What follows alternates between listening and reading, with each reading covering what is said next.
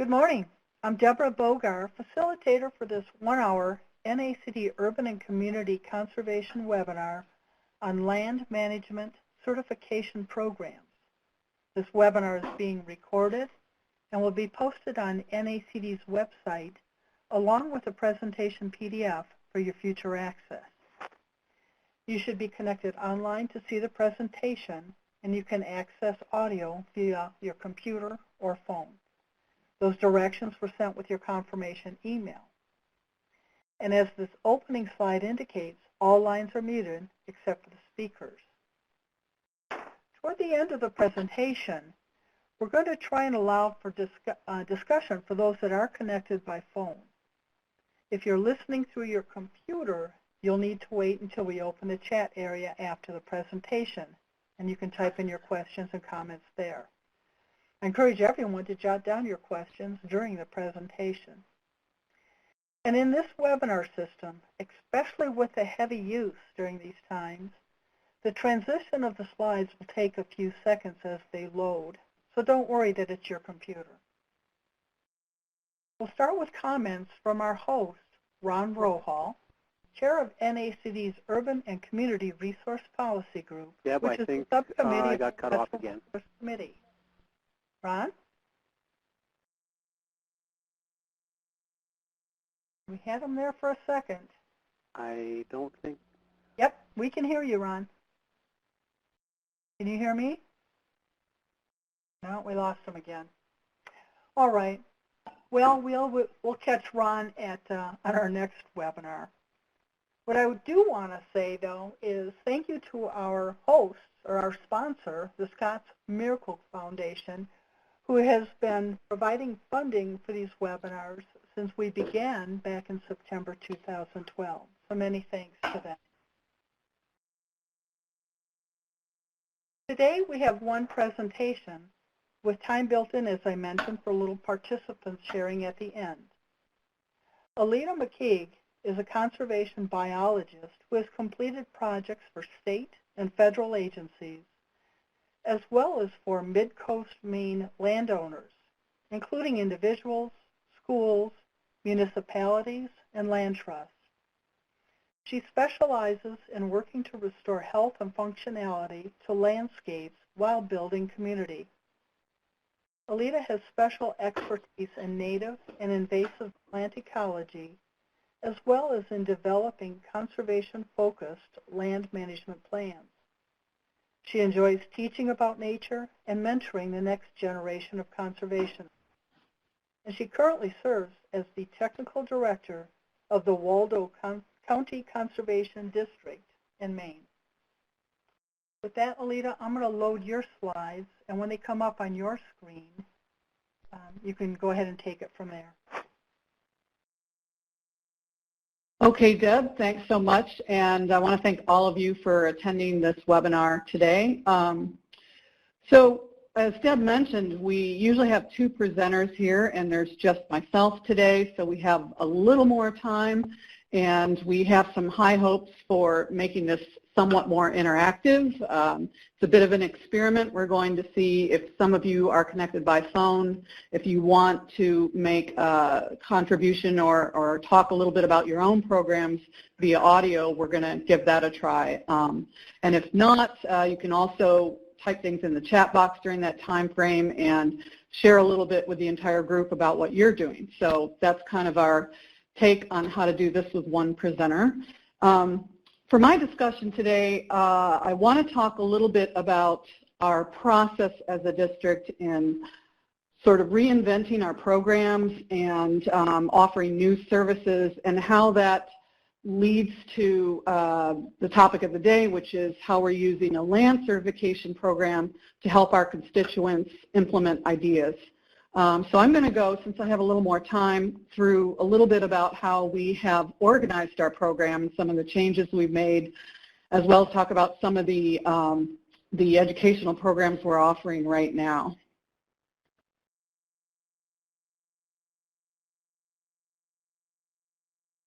All right, get this to work correctly.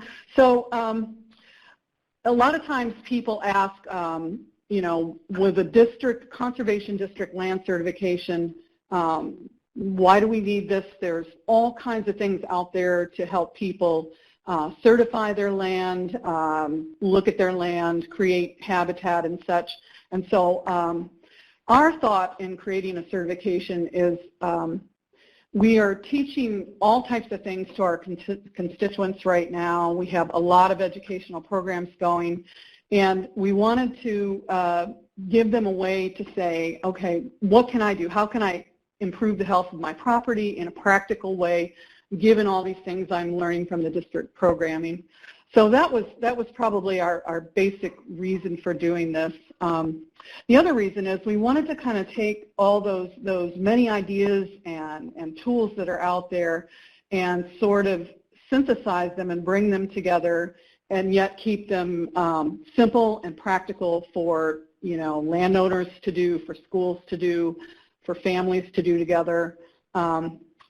So to put all these things in a simple checklist where people could go through it and then engage with us directly on how that process is going. So the other part of this is that we are really trying to look at how we can build relationships with people by doing this process.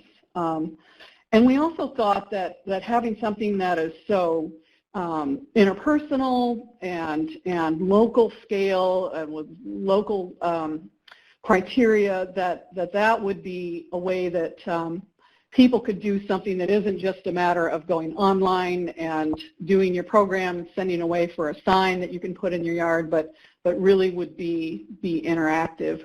And our hope, too, is to have that build relationships between neighbors as well as people talk to each other about the certification program. And it also is a way for us to raise awareness of our district programs, and it is, you know, in its essence, it's a teaching tool. So I wanted to start by talking a little bit about our educational programs and how we've made some changes to the structure of our district. Several years ago, we went through a strategic planning process, and we wanted to find ways to enhance our programming, create more awareness of the district, and help people use our services. So we basically went through a process of creating identities for different services that we offer. So we weren't in a situation where people were just saying, okay, I guess Waldo County Soil and Water Conservation District can help with this, or I think the Soil and Water District works on this sort of thing, to here are some tools that you can take and ask us to work with you on through the Soil and Water District. So it was a way of getting a little more concrete about what we're offering as a district. Our main program we use to kind of drive a lot of this is called our Conservation Assistance Program. It is technical assistance, but we decided to call it Conservation Assistance, which seemed a little more accessible, or our CAP program. And as we created this program, we decided that we would reach out to different groups and promote the program a little bit. So we had a social media campaign, different ways that we were reaching the landowners in our district. We reached out to schools, municipalities. We sent them a packet talking about what we could do. And we also reached out to the many conservation organizations we have here in coastal Maine to work with them on the ways that we could help them on natural and conservation lands. And besides reaching out to these different constituent groups, we also had specific services you could request. And those include the things that are on the right there on that slide, a walk and talk, which has been a very popular thing. Contact the district and we'll come out and visit your property and just walk around with you and look at your, your land, your concerns, make some suggestions, just a dialogue really. And so that has been one of our main things that people have done. It's free. Many of these things are free. And in fact, where they would normally be a fee for service item, if it's got some kind of community benefit to it, it's for a school, we offer it for free even then. So Groups can request staff training. You can get written recommendations all the way up to a longer land management plan. And now we've folded a conservation innovation grant program to write invasive plant management plans for production lands into our CAP program. So besides those sort of service delivery tools that we've created, like the CAP program, we also wanted to make some of our educational content thematic. So we have a couple of areas where we kind of focused what we are trying to teach people about.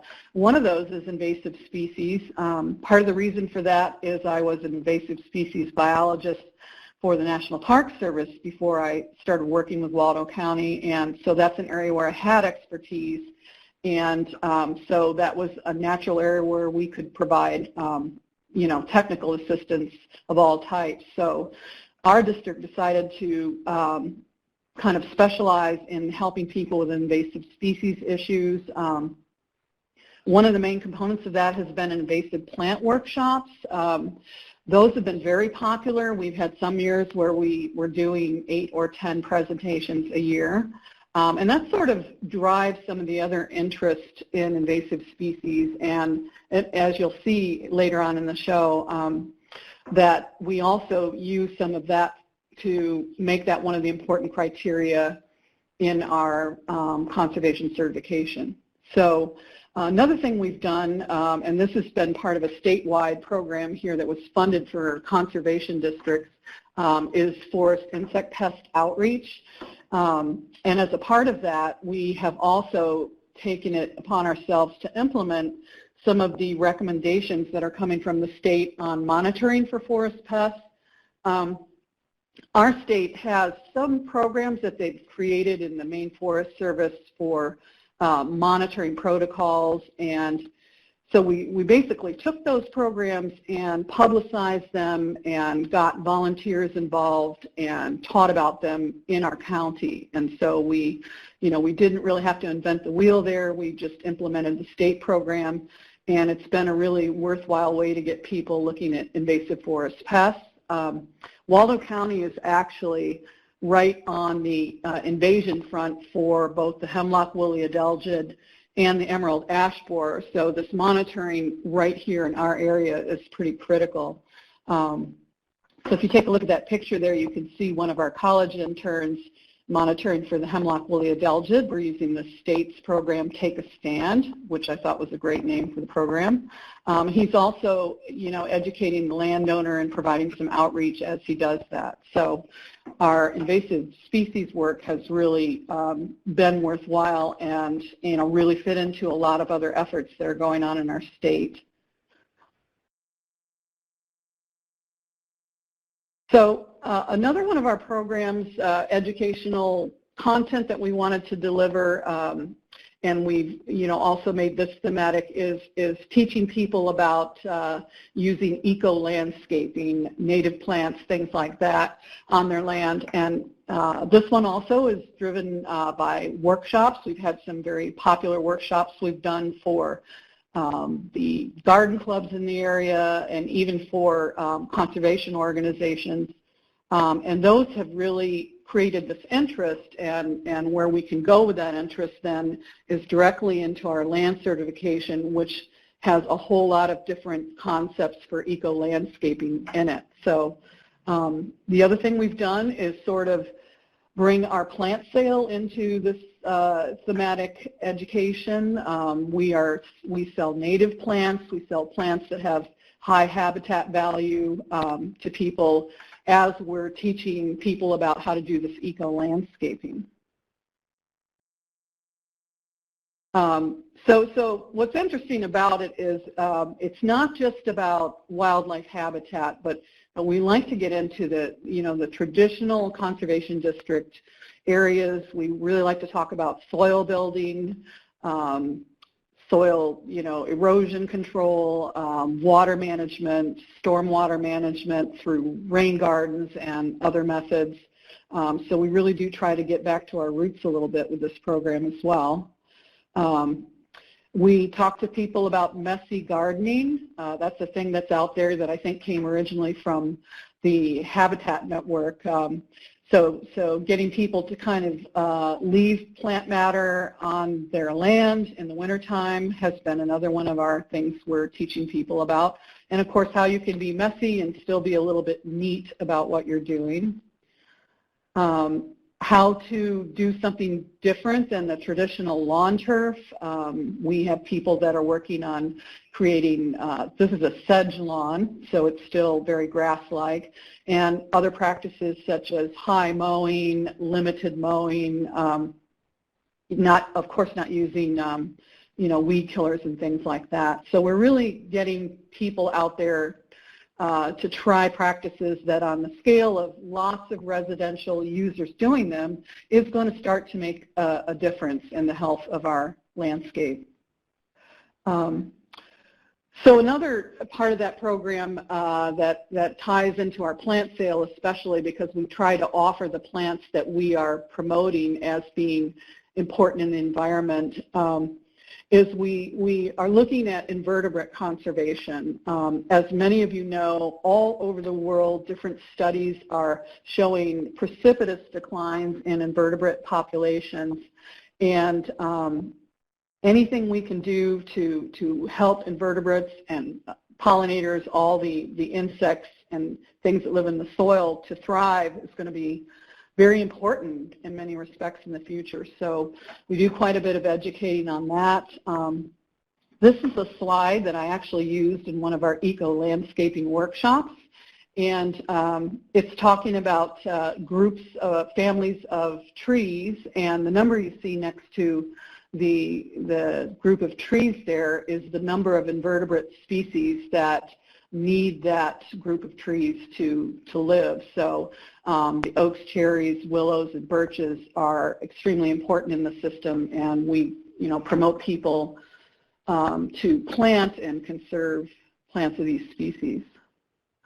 Another area we work on quite a bit, and this also has been something we've done in our forestry workshops, is looking at how we can create habitat for birds that really gets people interested and has been a very popular program element for us. So those are essentially our thematic areas that we're really doing a lot of education in right now.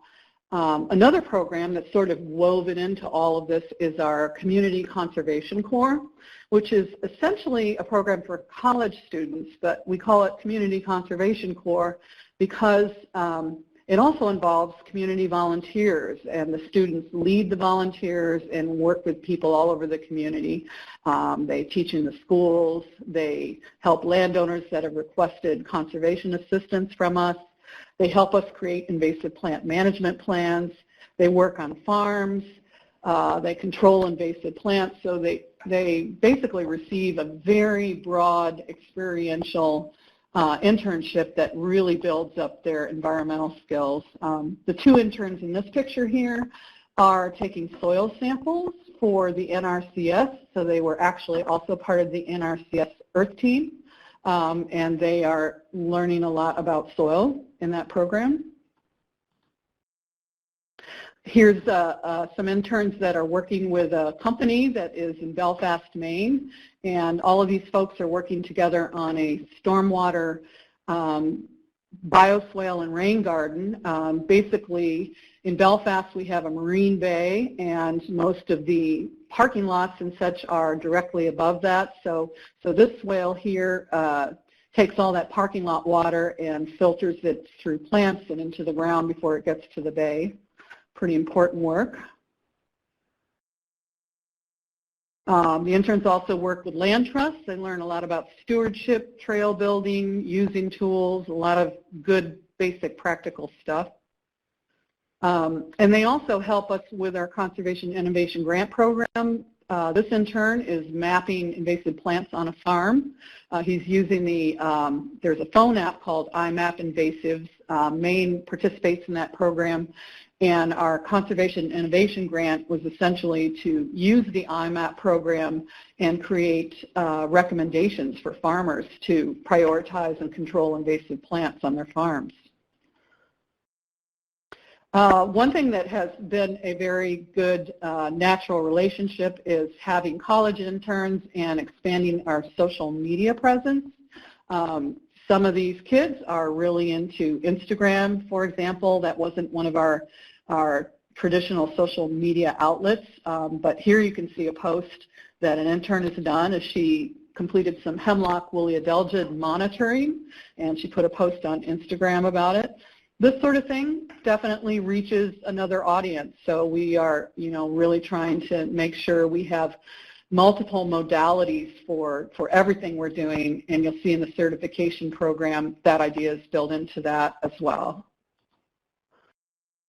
Here's another shot of an intern, and they're doing water quality assessment here, sampling macroinvertebrates, and she is working with an aquatic biologist. We found a lot of specialized community members doing this sort of work. We're very interested in working with the interns, getting their help, but also teaching them. And here we have interns working on a farm, so that's an integral part of our programs now, is that they do this type of work. Here they're on a piece of equipment that does planting, and you can see there, if you look closely, that they are planting hemp. This is a farm that is growing hemp for biomass and CBD oil. We have some farmers in Waldo County that have really enjoyed getting involved with the district and at heart want to demonstrate conservation practices on their farm and educate others. And so our college program has really been a way for us to interact with those farmers.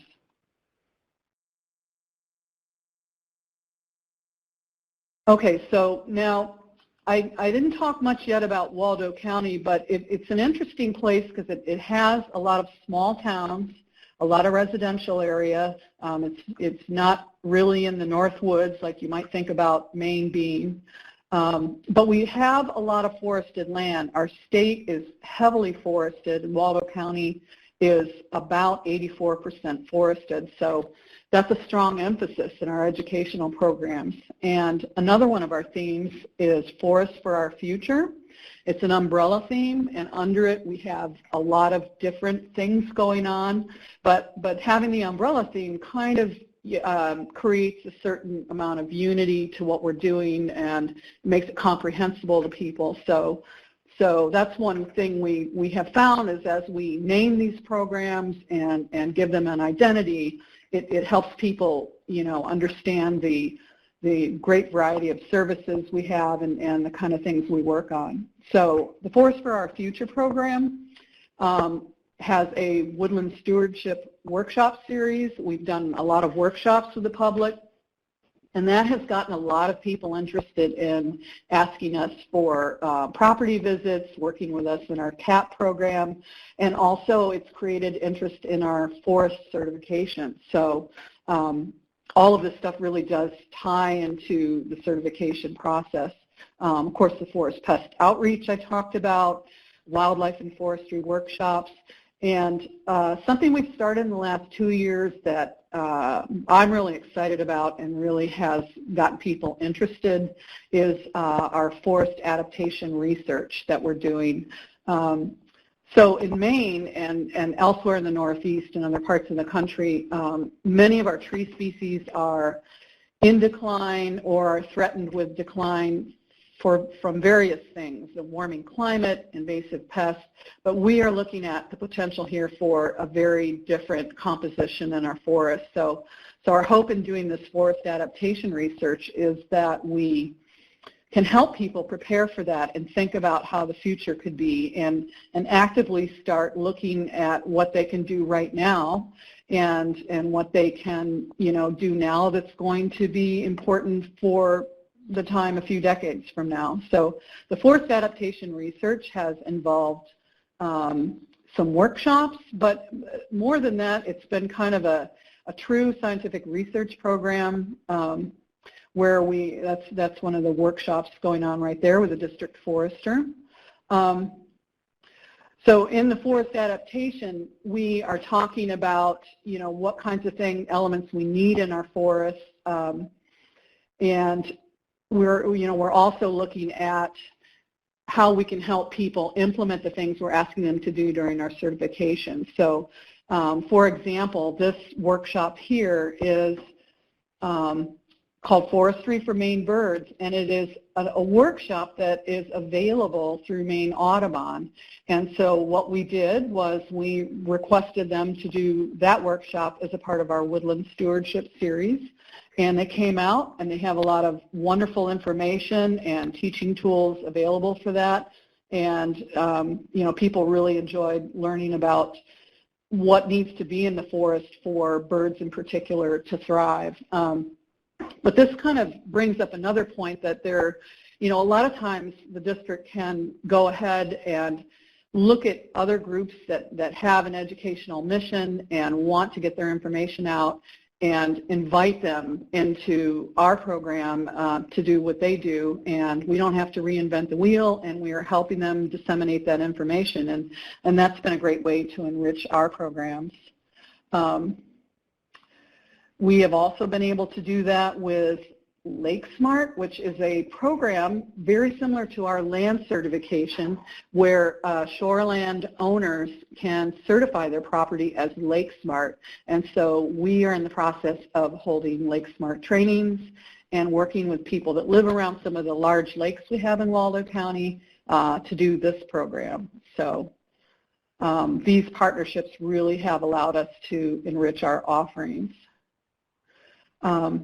So the forest adaptation piece, we are just now developing that more thoroughly. One thing we are doing is we are partnering with the Schoodic Research Institute that is near us in studying tree species that might be candidates to live here via assisted migration or range expansion, because as I mentioned, we have a lot of tree species that may, for all practical purposes, drop out of the ecosystem, and along with that, all their functions and roles and importance to wildlife. So, not to mention losing certain trees, such as ash trees, is going to have a real impact on our forest products industry. So all these trees we're researching have the potential to fill some of those roles. And we have research plots where we planted these species. Tulip poplar is one we're studying. That's on the top left. And to the right, chestnut oak. And we are even studying species that don't live in Maine or anywhere near Maine, such as the sweet gum. All of these have been modeled to some extent as having potential to be able to survive here. And here you can see we have school students that are helping us install trees in a forest adaptation research plot. To add to that, we are selling some of these trees as seedlings, basically at cost, and asking people to report back to us as citizen scientists to talk about, how their trees are doing. We've created a data collection tool that you can use online or on your phone to send us information about different tree species. And it's also a portal for people to report signs of invasive insects.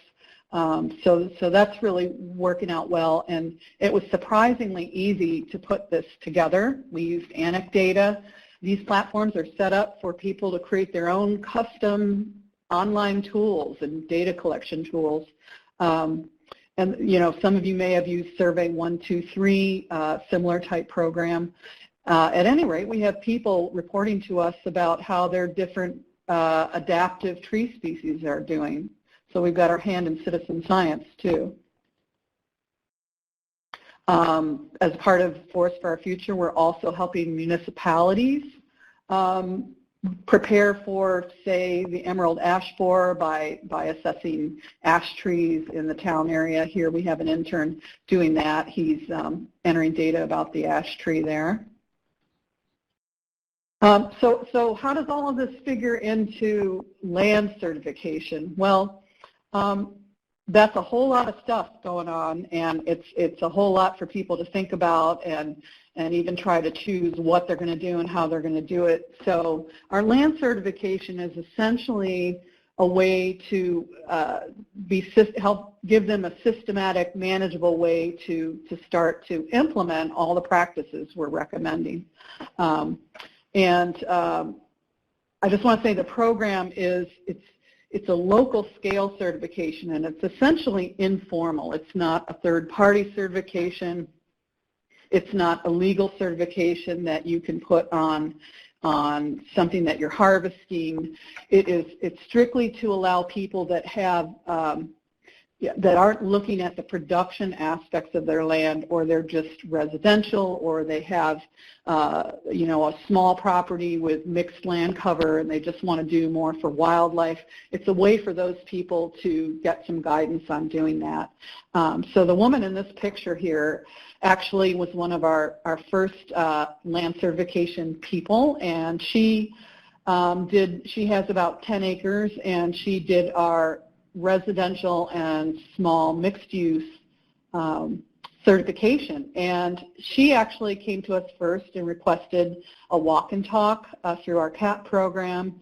And, she was just really excited after that. And we asked her to beta test our certification program. So you'll see as I talk about our process a little bit that we sort of have this very limited rollout that we do with people that we've worked with. So we went to some of the people that requested a property visit and asked them if they wanted to test our land certification checklist.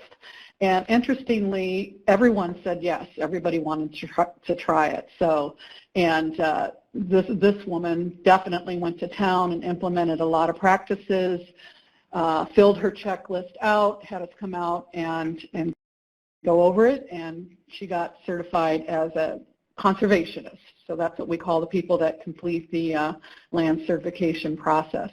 And behind her there you can see her stream buffer, and she has removed all the invasive plants.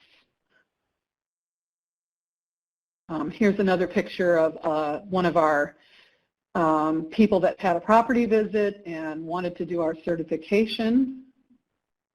It looks like I have a lost connection. I hope you can all still hear me. Deb, we can hear you just fine. Okay, there it is. Great. So here's another property where one of our CAP program recipients did our checklist as part of our pilot, and she got pretty excited and basically tore out most of her lawn and put in here a garden of native plants, and you can see she's used leaf litter as mulch. So it definitely is proving to be something that inspires people and helps them get started and gives them concrete steps they can take to make changes in their property. So when we started this out, we wanted to have certain components to it, and during the pilot program, we were kind of able to see what people seem to want to do. But the idea here is to have many modalities we reach people with, so not just the classic look at the website, but options to download and write on the checklist on a piece of paper or fill it out online. And we have a phone app that is in development for this. So people along the broad spectrum of tech savviness can all engage with the program in a manner they're comfortable with. Interestingly, most people have printed out the document and written on it and mailed it in so far. So some of these things are still in development right now.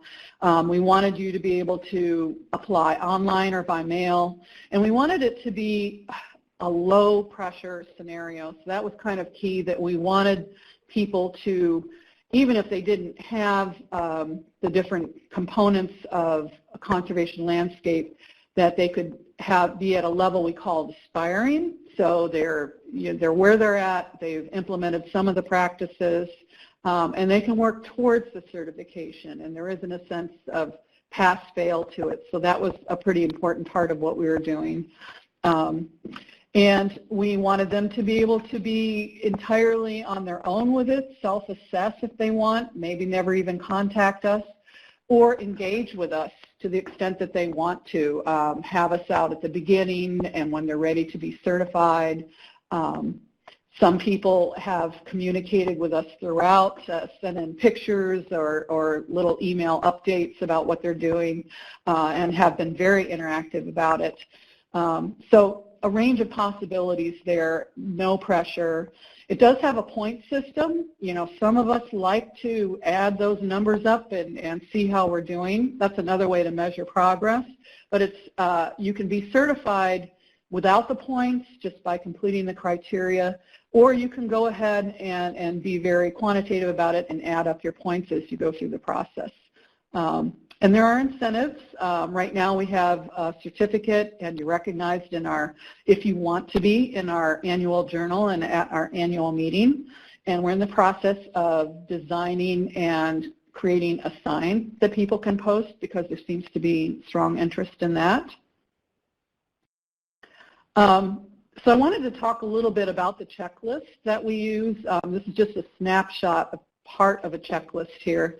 The essence of it is that there are core criteria, just 5, that appear on all the different certifications for different land types. And with those core criteria, the things that are underneath them on the checklist vary depending on whether you're talking about a residential yard or a schoolyard or a woodland. So, and if you, of course, are certifying a larger just woodland property, there's a checklist for that looks quite different than the residential checklist. And here you can see a couple of items that are under core criteria 1, which is provide wildlife habitat. And this is from the forested lands checklist. Here you can see the beginning of core criteria 1 for residential and small mixed-use properties. You know, some pretty simple stuff that relates to people's yards and things they would do there. So it's the same core criteria, and even some of the sub-criteria are the same. But beyond that, the way the things are described here and some of the things that are on here are quite different. I have a link at the bottom there where you can take a look at this full checklist. Since I can't screen share right now and run you through it. So that's just a snapshot. So you know, as you look at this, you think, well, there's other things like that out there. You know, National Wildlife Federation has their backyard wildlife habitat, and you've got Xerces Society has pollinator habitat. You have more extensive checklists, of course, for you know, forested lands that are harvested. Those are more formal certifications. You have, you know, monarch way stations. There's all kinds of things out there. And when we did this, we wanted it to be local scale and involve personal interaction. So that's one thing that's different about this. But we also wanted to kind of bring a lot of those different things together in a manageable, understandable form, and to make sure that we had some of the traditional conservation district practices in there. So core criteria 2 is talking about soil and water. And there could be a lot more than what's on here, but these are things we wanted residential landowners to try and to look at on their property. And we wanted to get invasive species on there and talk about what is the systematic process for recognizing and dealing with invasive species on your property. And beyond just wildlife habitat items such as shelter and food, we also wanted people to think about, especially in the residential setting, about planting and what the plant community can look like, even on a residential property, to provide some ecosystem support. So we have in core criteria 4 there, we're talking more specifically about how you can garden and plant on your property. So here's a list of the basic criteria across each certification. Right now our certification areas are for residential and small mixed use, forested lands. We're in the process of developing a farm-specific certification, and parks and natural lands. But for all of those, the first 5 there are the core areas, and with different sub-criteria under each. And there's also optional and miscellaneous things on the end that you can, you don't have to do them, but you can add them into your certification if you want to. Fairly miscellaneous things like keeping cats inside or using motion detector lights at night to reduce insect mortality. Things like that kind of fell under the optional practices at the end. And if you wanted to, you can combine the list. So if you've got a couple acres of woods along with a residential area, you can add the forest and lands checklist to your process. So pretty flexible and pretty easy to use. And we also like to make sure people have different options for doing the same sub-criteria. Yeah, so it is definitely a way that we have tried to aggregate existing tools and methods that are out there for our local constituents, but it's also kind of a way where we have, in a sense, reinvented our cooperators program that we had here in Waldo County. It's sort of a modern version of that. So that's kind of how we envision our land certification process. So I've already talked about some of the characteristics that we deliberately wanted to make sure we had in our program. It's free. Doesn't cost anything. The signs have an expense, so we'll make those available at cost. It brings things together and makes them manageable for people. It has educational resources linked to it, guides for how to do a given area that you're working on, online resources. There's a spectrum of technology levels you can use to do it. It includes human interaction. We work with you personally on this.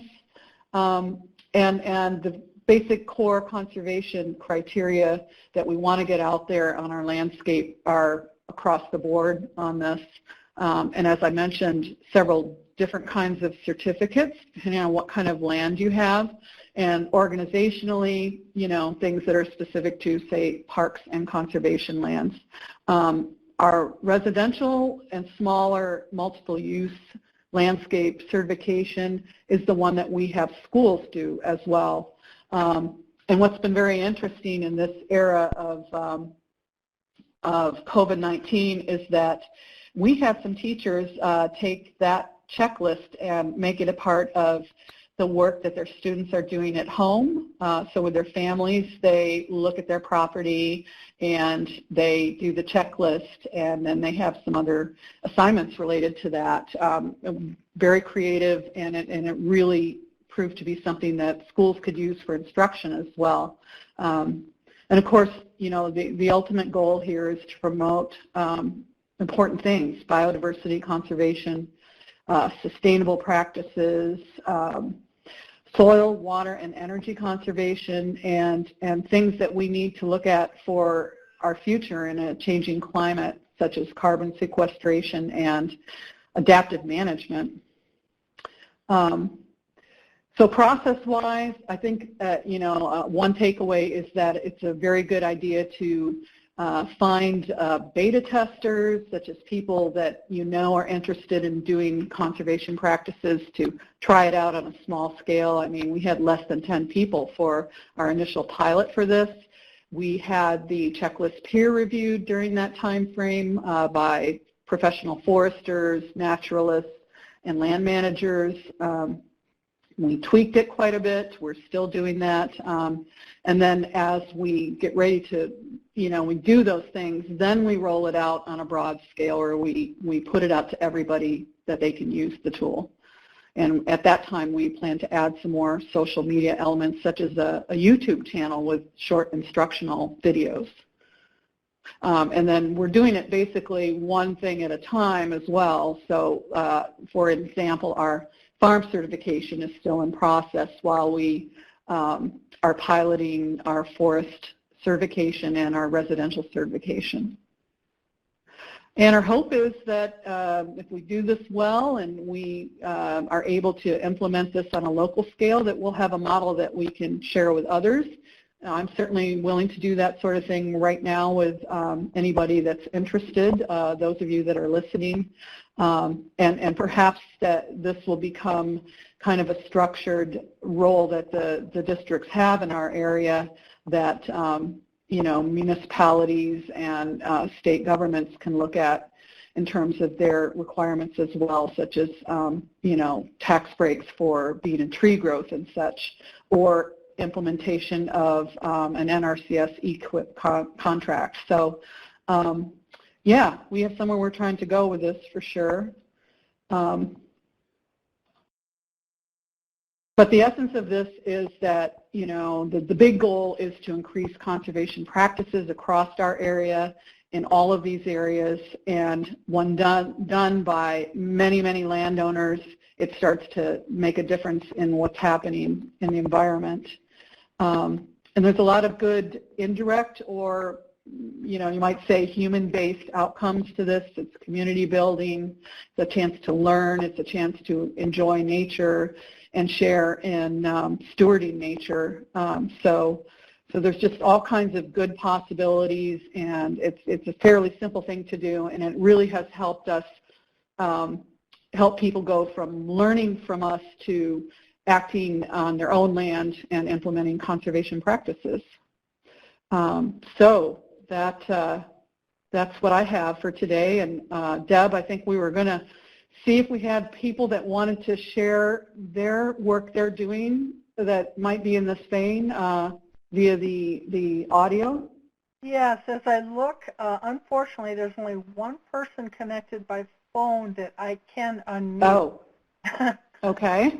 Okay, But, so maybe not. yeah, it appears, I don't know if it's the system that's not letting me unmute or what's going on, but let me just say, if Melissa Money would like to speak, she's welcome to raise her hand and I can unmute her. And Michael, I'm not able to unmute yours, so we're going to go ahead and go to your written one here, where you Great. say, excellent program. How have you adapted outreach to social distancing?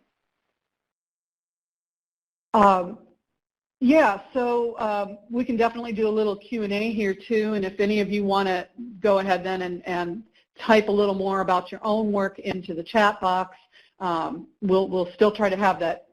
You know, I'm hoping for interactive discussion. These days I don't really see and hear people much, so maybe we'll pull that off. I see we're getting some questions here. Deb, should I go ahead and just, why don't you want to select those and read them to me and I'll answer, or how do you do that? Right, like we talked about, I'll read them so we capture the recording and then you can answer. So on Michael's, how have you adapted outreach to social distancing? Yep, that was definitely something we had to think about. We do have the college interns this summer. They are in the field, they are visiting landowners, and we give the landowners options to, you know, not have us come out, if, you know, postpone, that sort of thing. But, you know, we're largely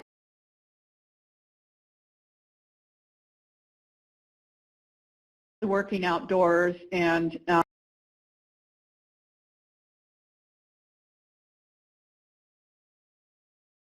if people are comfortable, they can, you know, they can have us out, and we stay really more than 6 feet apart, you know, 8 to 10 feet apart. If they want us to, we'll wear a mask. You know, when you're college age, you really just can't put your life on hold for 6 months, and we had a lot of students interested in our summer program that wanted to go out and learn, so we decided to forge ahead with it. All right. Morgan says, thank you, and I would agree 100%, Aleta. This was a fantastic presentation here. Great. From John, how much staff time are you expecting to dedicate to the program? So we're a small county, and we're just kind of seeing how that goes. I'm going to say that the certification right now might take me several hours a week at the volume that we have, but our hope is to emulate the Lake Smart program where they train volunteers to go out and do the evaluation, so that way we can scale it up when there's too much demand on my time. All right. And from Morgan, any pushback from private or for-profit industry on services like plant sales? Wyoming has a state statute that prohibits competition with private industry. We don't have that here, and plant sales are a big tradition in Maine. A lot of districts do them as a fundraiser. Yeah, that honestly hasn't been an issue. And, you know, as I mentioned, we're trying to do some fairly specific things that really aren't offered in the nurseries around here. So as far as, you know, retailers in Maine, we're doing something kind of different with what we're offering, and it's really not a competitive situation. And I might add to that, having worked for a local district and a state association many years ago, at that time there were the districts in the state I was in did sell tree seedlings to raise funds, and there were a few private nurseries that had some angst about it, but the majority of them were quite okay because districts typically purchased from private industry, private nurseries, and then resold them. And so it was a mutual benefit there. Right, and we do buy wholesale from as much as we can from local and in-state wholesalers. Same kind of relationship. Well, okay, let me pop back up here. There we go. From Victoria, fantastic program. Can you tell us how many staff does Waldo Conservation District have to manage the land certification program? I can see implementing this in our DeKalb County district in Georgia. Right. So, well, we have the interns during the summertime, so that certainly helps. But right now we're a very small district. We have 2 part-time staff members, and I do most of the work with this. And I haven't found it, you know, once you get kind of an efficient system going for people to submit this and schedule with them for their final visit, it hasn't really been overwhelming to me, even as a part-time person. So one part-time person doing this right now. That's what I think is so cool about this, because it's doable by any district. You don't have to be a highly staffed one. No, no. Yeah, but it's just awesome. Yeah, and it chugs along on its own pretty well. You know, people are reading the checklist, looking at the resources. They might email with you, and really there's just the point of contact with them is, you know, like an hour in the field sometimes is it. So, yeah, very manageable. From Dana, do you pay the college interns? And if so, where does the funding come from? So we do not pay them. It is an unpaid internship, but they get paid because a lot of our projects, such as the SIG grant, things like that, the district is paid to implement the programs, and so where we have funds coming in, we compensate them when they work on those projects. So they earn what amounts to a stipend, and we have district volunteers that volunteer to house them. So this is being done on a complete shoestring, and the students, you know, they're fine, they're surviving. In fact, I've had students say to me, you know, I'm like, is it okay that, are you doing okay with the unpaid internship? And they were telling me that a lot of their friends were paying to do their internship, so they felt like the unpaid internship was perfectly okay. And we have very little cost when we do that, and a lot of benefits. It's just great, builds a lot of goodwill to have those students out there helping people implement conservation practices. Sure. Another one from Victoria. How many people have currently taken or engaged in the program? Right. So right now we have, we are in the later part of our beta testing on the residential certificate, and we've got about 17 people that are finishing that up and sending in their checklists. And then, you know, we'll, of course, we haven't really rolled it out on a wide scale yet. Right now we're offering it to our conservation assistance recipients. All right. And from Anne, will you share this presentation? The Reading Pennsylvania Environmental Advisory Council is interested in utilizing some of these principles for source water. Absolutely. Even though we're still in development here, you know, like I said, it's going extremely well. Everyone I've asked has wanted to do this, and I'm happy to share, especially our certificate lists or checklists that have gone through peer review. Happy to share those even in their, you know, their draft form right now with you, and stay in touch on ideas and program development. And also, this whole webinar is being recorded, and it will be posted on NACD's website. So it'll be, the actual webinar will be available. Right, right. From Janine in Ohio, she shared information here. So this year, the Cuyahoga SWCD in Cleveland Watershed Program started a new campaign to spread the news about things you can do to help restore the Rocky River and the Euclid Creek watersheds. We are asking you to take action in your yard, by your backyard streams, and in your community to benefit the Rocky River and its tributaries. So having people pledge to take watershed-friendly actions in their yard and actions in their community to become a watershed champion and to earn their very own watershed champion sign for their yard. The signs measure 8 inches by 8 inches and come with a metal stake for placement in the yard. The pledge form can be filled out online or by request. And participants who send a picture of their champion sign installed in their yard will be entered to win their choice of a rain barrel or a native seed packet.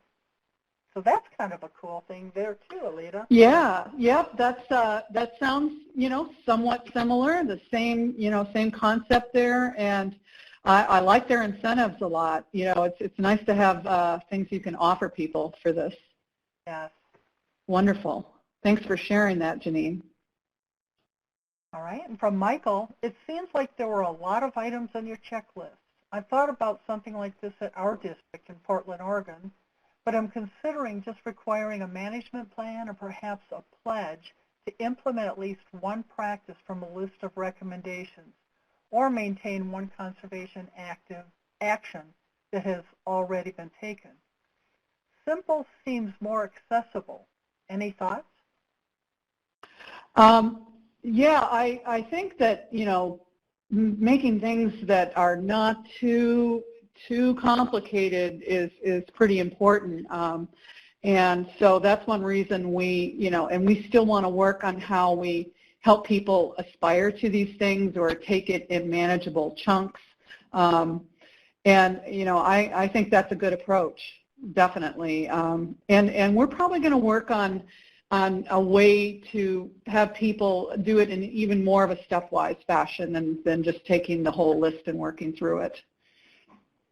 All right, so we're close to the time. Let me ask, Aleta, do you have time to continue with the ones we have, or do you need us to wrap up? No, this is fine. Looks like we've got several more things on here, so we can just keep going, and of course people can stay with us as long as they'd like to. Okay, great. And what I've done, our folks will see that I've switched over to your contact information, so if at some point we wrap up without addressing some individual questions, you're welcome to contact Aleta. From ASA, we have, I work for the Golden Sands RC&D in central Wisconsin. A little related, we help landowners create cooperatives. The cooperatives are made up of forested landowners, and they can work together to improve wildlife habitat and do other conservation practices. We create cooperatives through a Wisconsin DNR program, and landowners get site visits from foresters and wildlife biologists. That's pretty cool. Yeah, that's excellent. And, you know, thinking more at a landscape scale or bringing landowners together absolutely sounds like a great next step. Exactly, yeah. From Alicia, have you reached out to the local school districts that are using your checklist? At the Hubbard SWCD in Minnesota, we are currently trying to create an education program for the Mississippi headwaters and are trying to create different classes and programs. Yes, so I work with teachers that want to do this. I work with them. I meet with them a number of times, and sometimes I go in and teach guest lessons with the students. So yeah, it's a pretty close engagement with the schools.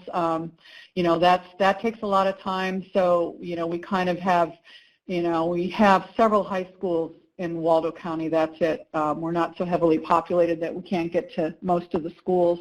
But we are trying to do this in several of the schools here. Yeah, and I want to take a quick look at that again. I think that, you know, I have some different things that I've written up as far as lessons and activities related to our checklist, and I'd be happy to share those with you, Alicia. Cool. Okay, we've got a few more. I'd say maybe go another 4 or 5 minutes. From Becky, thank you. The Ocean County Soil Conservation District is working on an initiative with our National Estuary Program, the Barnegat Bay Partnership, on our Jersey Friendly Yards initiative, which offers tools and resources to homeowners and others interested in creating a more sustainable yard or landscape, specifically for the purpose of reducing fertilizers that run into our Barnegat Bay. However, the benefits go way beyond the runoff. We just got a grant from the New Jersey DEP to create a certification program, so all of your information is very helpful. We will start by focusing on homeowners, schools, and municipalities first. We want to reach the entire state of New Jersey eventually. Do you or any of the viewers on the webinar have any ideas on how to stretch our reach and promote our initiative? Ooh, that's a big question. It sure is. Yeah, maybe some others will want to respond to that. I'm finding that, you know, social media is getting me out to more people across a broader area. You know, for example, when you're on something like Instagram, if you are connecting with other groups and individuals on there and then they like your post, it naturally spreads in a way that we just can't do with our membership lists and our newsletters. And we're gonna get things out into the traditional media too, newspapers, and partnering with statewide agencies. I think, you know, especially like our reportatory program, I think that's a way that we are able to expand is by partnering with the state. All right. And if anybody else on the webinar has thoughts for Becky that won't have time to share, you're welcome to contact me and I can give you her email address. Whoops, my page just shifted here. Here we go. From Morgan, can you speak about the signage? Any pictures? How much do they cost to make and how much do you charge? Yes, so we designed our own sign, and of course there's some really great signs out there for this sort of thing. And so it has a simplified picture on it, kind of a graphic thing that people could, you know, quickly see when they're going by, and it's catchy and cute. And right now we're in the process of trying some different materials. The signs can get kind of expensive, and so we started out with composite plastic type sign because it's less expensive. It's costing us about $36, and we're charging $25 to the people that are certifying. We're subsidizing it I'd like to just give people the signs, but I'm going to have some more funding to do that. So that's where we're at with that. Okay, and then we have a couple more who have shared. From Gillian in Puerto Rico, in the, and I might butcher this name, the Caribe SWCD here in Puerto Rico. We have started a video series on our social media platforms. The educational videos include conservation practices, conservation topics like soil and water management, and we even have resources such as conservation planners from the NRCS field office to talk about how they can help. We thought this would be a great way to maintain the public education on conservation during the pandemic from the safety of their home. That's very true. Videos are always welcome. Yeah, I think that's great, and we are just getting started on that idea. I think, it's the short instructional videos is a great way to have resources out there, and people really get interested too. So it sounds like and these days, we're watching a lot of stuff online. So I hope that Deb, I'm going to be able to see this chat afterwards. Am I going to be able to see all the information here so I can follow up and look at people's programs? You bet. I can send you directly the list of discussion, but then also in the webinar for our participants, these same things will come up, so they'll be able to see. Okay, great. We'll have quite a few coming in. Well, we still have a pretty good participant list right now, so I guess we're okay to keep going if you're okay. Yeah, I mean, people are taking us up on that interactive thing. I really, it's great. I want to keep going. Great, I love it. Victoria says she forgot to mention that, again, I might butcher this, the DeKalb SWCD is also partnering with, must be the University of Georgia and County Extension Program to establish pollinator gardens in public gardens and local schools. In the initial phase of 30 entities to install, which the district does, the county pays the cost. That's neat. Yeah, that sounds wonderful. Right? And so, Sophia, we've got, thank you for all the questions, answers, and presentation. Many of my questions were answered already, and I appreciate the shares. I'd be very interested in starting a similar program in my district and would love to learn how the first steps were taken and which form of outreach was most effective at pulling in volunteers. I'm currently trying with Meetup and organizing stream cleanups and water quality monitoring workshops for the watershed. That sounds like a good one-to-one there at some point, Aleta. Yeah, absolutely. Sophia, I'd be happy to talk more about that. Meetup is certainly a great thing to get out there. And we've been kind of discovering there's a lot of online, like Alignable and different things that are out there now to connect with people. So, yeah, happy to talk more about that. All right. And then her email address is in that list of registrants that I sent you. Okay. From Shino in New York City, SWCD. Becky, I'm on the Citizens Advisory Committee for the New York, New Jersey Harbor and Estuary Program, your sister NEP to the north. I think our New Jersey partners would be interested. So looks like she and Becky are connecting, which is good to see. Great. And Alicia has provided her email if anyone else has educational information. And let's see, Victoria gave a correction saying the district is partnering with the Georgia Association to work on the pollinator gardens. And then we're getting a number of thank yous here, so I think we're probably pretty ready to wrap up. Okay, great. Well, I want to thank everybody for being interested in this, and like I said, I'm ready to share ideas and talk to any of you. Great. Now, if my computer, there we go. I'll go to the closing slides, and while we go to that, I want to say a humongous thank you to you, Aleta. That was an exciting presentation to me. We have good ones on these webinars, and this one was really inspirational. And very good discussion. I think the best we've ever had. So thank you to the participants, too. To all of our folks, just a reminder, we have some resources on NACD's website. And then we have a network on Facebook. And if you'd like to post anything on there, just pop a one-line item, one-line text to me along with a photo, and we can get that up there for you. And then I invite everybody back next month on July 16th